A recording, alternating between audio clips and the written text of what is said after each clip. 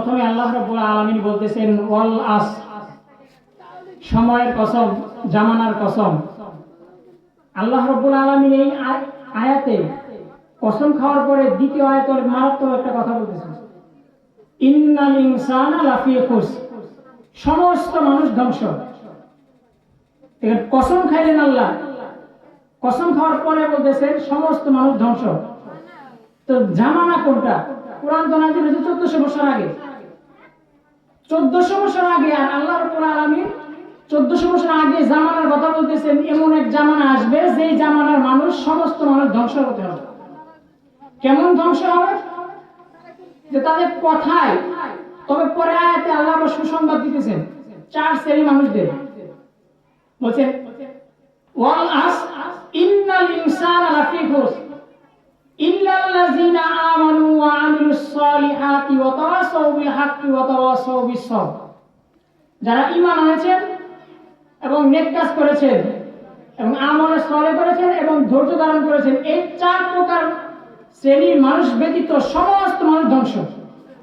এবং এই 4 শ্রেণীর মধ্যে আমরা আছি কিনা এটা আমাদের দরকার। এখন আমরা যদি এই 4 শ্রেণীর মধ্যে থাকি, এই 4 শ্রেণীর মধ্যে যদি আমরা অন্তর্ভুক্ত থাকি, তাহলে আমরা গোমরাহ হব না। আর যদি এর বাইরে চলে যায় তাহলে আমরা ধ্বংস। আল্লাহ রাব্বুল আলামিন প্রথমে কসম খাইলেন, কসম খাওয়ার পরে দ্বিতীয় আয়াতে বলতেছেন সমস্ত মানুষ ধ্বংস হবে, তবে 4 শ্রেণীর মানুষ ব্যতীত। দেখেন, প্রথমে কসম খাইলেন, শেষে সুসংবাদ দিলেন, আর মাঝখানে আল্লাহ দুঃসংবাদ দিলেন এটা যে তোমরা সমস্ত মানুষ ধ্বংস হবা। ধ্বংসটা দেখেন, ধ্বংস কারা হবে? যারা ঈমানের উপরে আছে, যারা আল্লাহ রাব্বুল আলামিনের উপর ঈমান আনয়ন করেছেন। ইসলামের স্তর হচ্ছে 5টি। তার প্রথম নাম্বার স্তর হচ্ছে ঈমান, যেটাকে আমরা কালেমা বলে থাকি।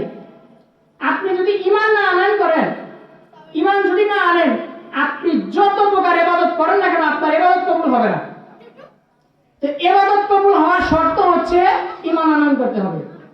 এখন আল্লাহ রাব্বুল আলামিন আমাদেরকে বানাইছেন ইবাদতের জন্য। তিনি কোরআনের মধ্যে ঘোষণা করেন, ওয়া মা খালাকতুল জিন্না ওয়াল ইনসা ইল্লা লিয়াবুদুন, আমি ইনসান এবং জিন জাতিকে বানাইছি আমি মওলার পাকের ইবাদত করার জন্য। আল্লাহর ইবাদত করার জন্য আমাদেরকে বানাইছে।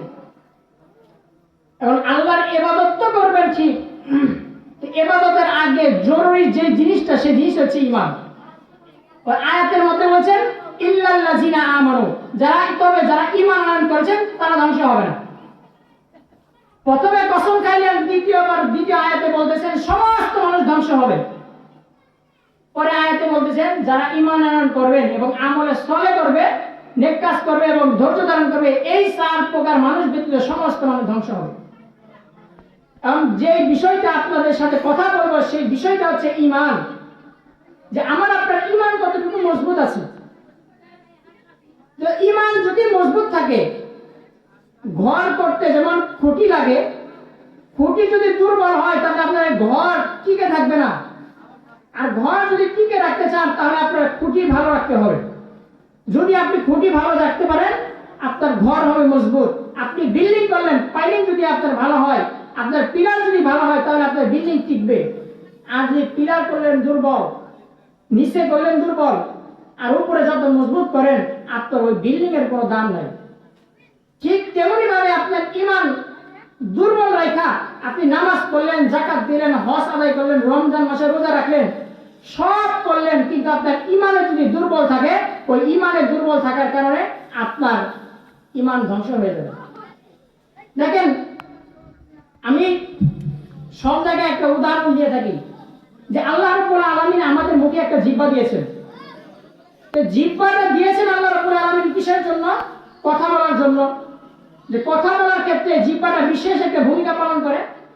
ঠিক তেমনি ভাবে এর আরেকটা বিশেষ গুণ হচ্ছে, সেই গুণটা হচ্ছে আপনি যে কোনো খাবার খাবেন, প্রত্যেক ওই খাবারের স্বাদ আপনার এই জিহ্বা দেবে। এই জিহ্বা আপনাকে স্বাদ দেবে।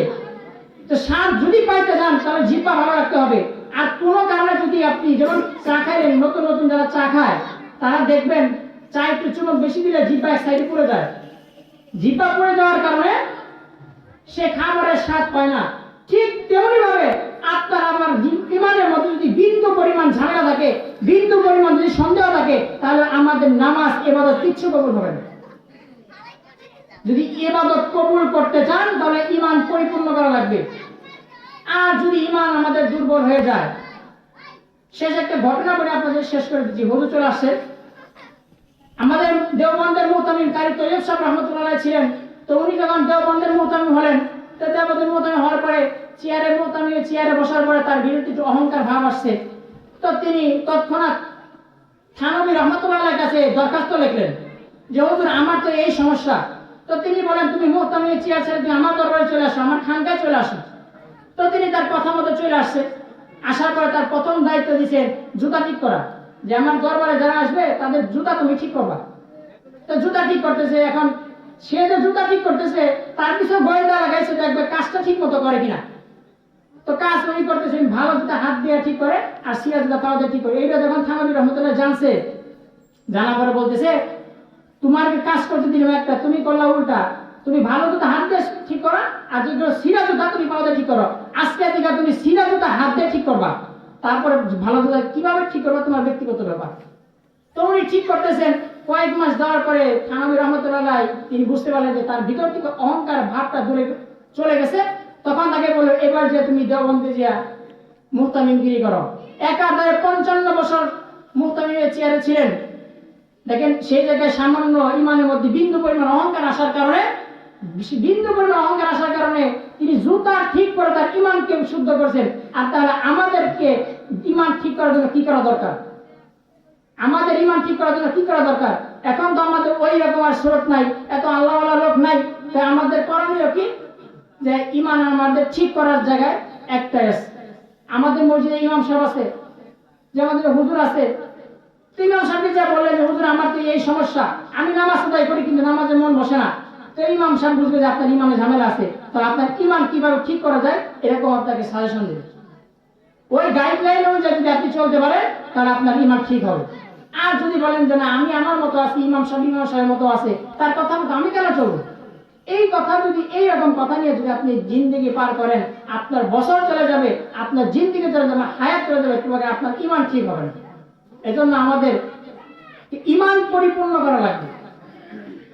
আল্লাহ পাক আমাদের প্রত্যেককে ইমান পরিপূর্ণ করে আল্লাহ রাব্বুল আলামিনের ইবাদত করার তৌফিক দান করুক। আমিন। ওয়া মা আলাইনা ইল্লাল বালাগ।